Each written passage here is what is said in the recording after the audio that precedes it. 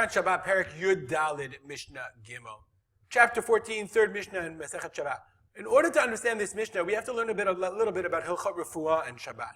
Basically, you're not allowed to do, if a person is not really sick, if a person doesn't feel well, you're not allowed to do basically anything for Refuah. And that is actually the halacha lema'aseh according to many poskim. I'll explain to you why.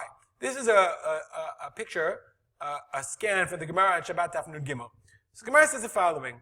He says, Behema she'achza adam, if an animal had temperature, ein ma'amidin otam b'mayim b'shvil titzanein. Okay, then you're not allowed to even bring it into cold water, not give it medicine, not do anything. You just want to bring it into the water so that will cool off.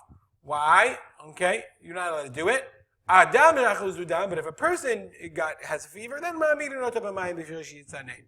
so then you're allowed to put him in the water. So the question is, Amar Ula, why? What's the problem? Why can't you take your animal and put it in the water if it has a fever? Amar Ula said, Gzeira mishum shchikat simamnim. It is Gzeira, Chazal made Gzeira, made a decree. Shema, they're afraid a person will do shchikat simamnim, i.e. he will grind spices, he will grind medicines. Okay, Rashi says, what is the problem? B'midei de refuah, matters of health.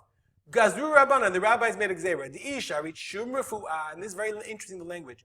If sharit be permitted any action of refuah, ati the mishrei shchitat mamnim, then that would allow, people would now come to permit the grinding of medicines. And that, obviously that was very common in their time. At that time, that's the medicine that they had.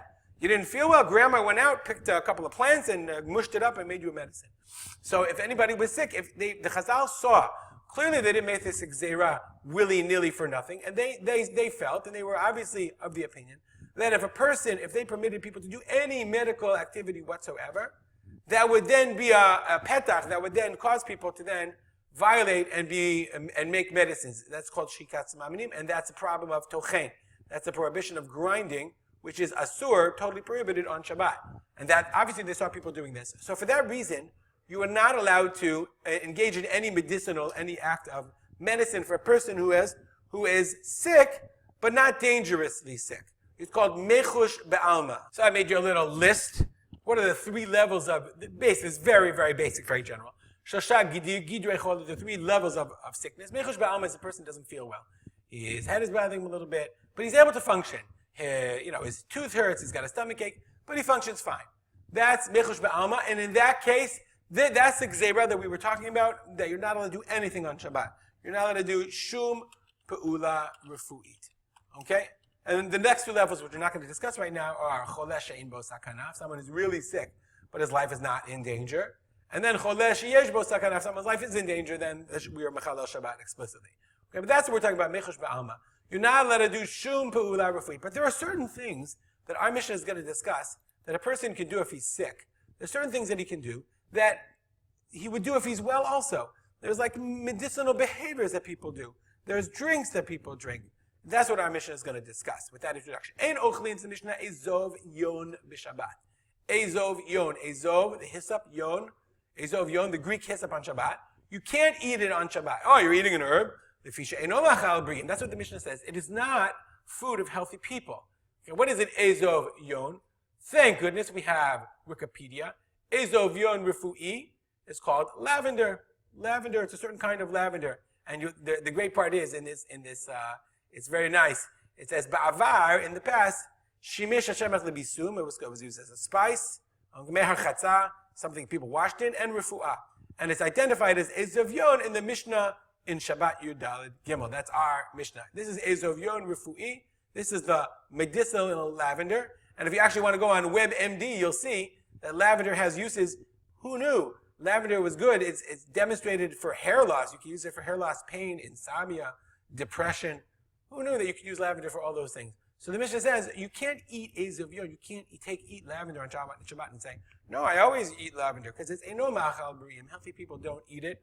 Sick people eat lavender. And therefore, even though you're eating it in the normal way, that's medicine. Aval, but u'ochel et ha-yo'ezer v'shoteh abu bro'eh. You can eat yo'ezer. What is yo'ezer? We'll look at the Machon Haaretz.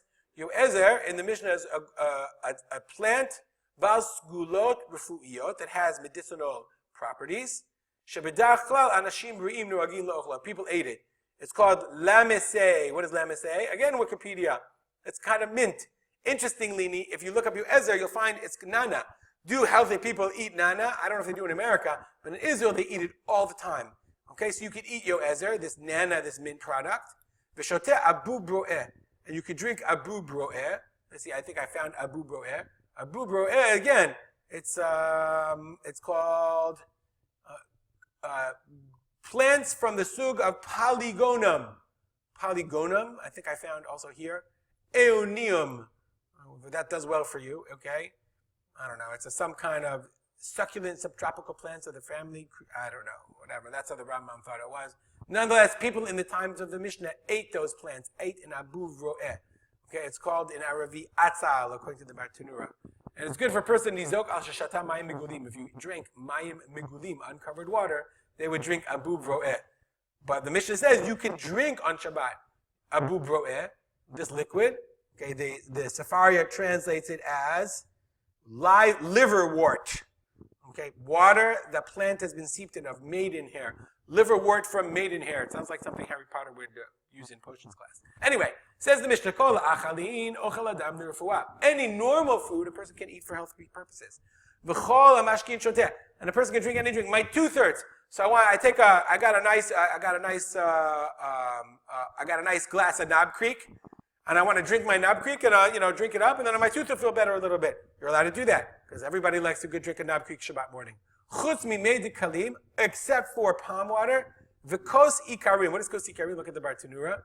Kos ikarim. He says you take srafila and you take the bark of a plant of a tree that's called Zag Alexandria, and a grass. You take this grass, okay, and karkom. I don't remember what that is. And you crush them up and you put it their dirt in wine. You drink it up. And a word who's a zava who drinks it, she'll get better. He says, why is it called kos ikarin? He says, because if a person is healthy, if a person is sick, he'll get better. He won't have children. So they believe that a person who took this kos ikarim, okay, you're allowed to drink any drink except for made kalim and kos ikarim, because they are the cures for jaundice. Those are medicines. So made kalim, palm water, and kos ikarim, he calls it cup of roots. That's jaundice, and that's medicine. Avashotehu made the kalim litzima'o. Let's say you're just thirsty and all they have is palm water, and you're allowed to drink it. Sach, and you can anoint yourself with shemen ikarim, this oil of ikarim, shalol refuah. You just want to anoint yourself, not for medicinal purposes. Anyway, what we learned today, very importantly, we learned the basics of refuah. We learned the idea of shchikat smamnim. Okay, we saw that actually, we didn't see in the Bartenura, but the Bartenura actually says, Gzeira Shema Yishchok Smamnim, he quotes that Gemara, which is a Tolda of Tochen. And then we saw the 3 levels of Choli that we're discussing, Mechush Ba'alma. And then finally we learned in our Mishnah that if a person is not sick and he just wants to eat normally, he can eat. If a person has a Mechush Ba'alma, he can drink normally, he can enjoy his Knob Creek, and even though it'll make him feel better. We'll stop here. As always, comments or questions, feel free to contact me at rspolter@gmail.com. And we'll dedicate the learning to the memory of my father, Rav Simcha ben Yitzchak Kalman. Have a good day.